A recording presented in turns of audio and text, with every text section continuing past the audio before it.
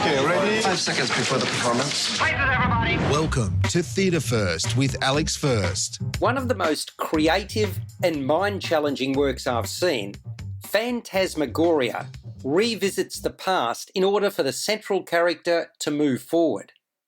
Briony, played by three actors, Bernadette Trench-Tideman, Meg Dunn and Ernaz Sheshgalani, is an artist, a woman whose difficult personal relationships as an adult have been informed by her upbringing.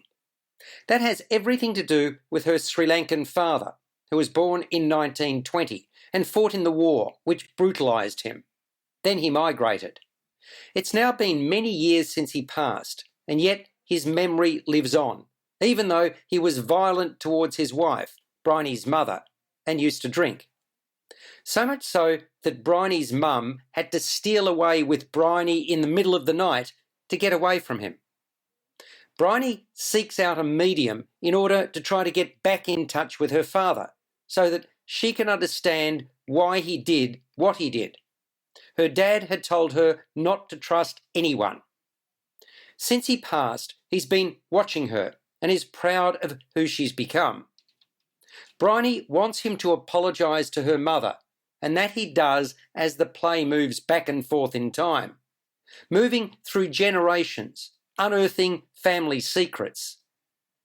Phantasmagoria is a complex work that requires concentration to follow and get the most out of. Emotionally dense, it has an absurd, magical, haunting, surreal and esoteric quality about it. To be frank, at times it's downright weird. So many different mediums are at play here: performance, puppetry, photography and animation, to name but four. Ghosts is a prevailing theme. Old grief, new grief, anxiety and malevolence are represented. Visions appear in large insect and stick-like form. You never know what will be next on stage. I was particularly impressed by the intensity in Trench-Tideman's performance. She displays strength and vulnerability as a woman trying to come to terms with her past.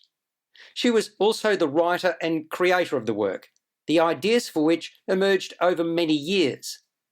Phantasmagoria is anything but conventional fare. It doesn't follow a traditional narrative arc. That's not how it was conceived, nor how it's been executed. As such, while there's much to admire about it, the piece is one for selective tastes. Phantasmagoria is playing at Theatre Works in St Kilda in Melbourne until the 12th of March 2022. You've been listening to Theatre First with Alex First. Available at Apple Podcasts, Google Podcasts, Spotify, iHeartRadio, or your favourite podcast player. You can also stream on demand at Bytes.com. This has been another quality podcast production from Bytes.com.